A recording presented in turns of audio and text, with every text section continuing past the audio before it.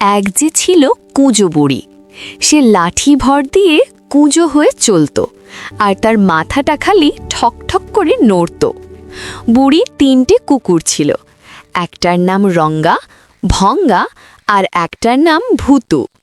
বুড়ি যাবে নাতনির বাড়ি, তাই কুকুর তিনটেকে বলল, তোরা যেন বাড়ি থাকিস, কোথাও জ্বলে ডলে যাস না।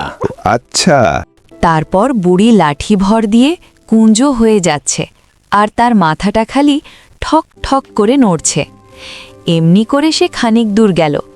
তখন শিয়াল তাকে দেখতে পেয়ে বললে, ওই যে সেই কুজো বুড়ি যাচ্ছে। বুড়ি, তোকে তো আজ আমি খাবো। রোশ, আমি আগে নাতনির বাড়ি থেকে মোটা হয়ে আসি, তারপর খাস।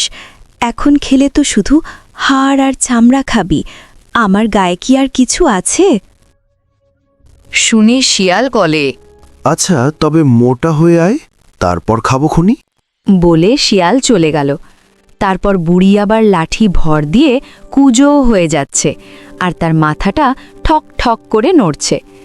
এমনি করে আরও খানিক দূর গেল। তখন এক বাঘ তাকে দেখতে পেয়ে বললে, ওই রে, সেই কুজো বুড়ি যাচ্ছে। বুড়ি, তোকে তো খাবো।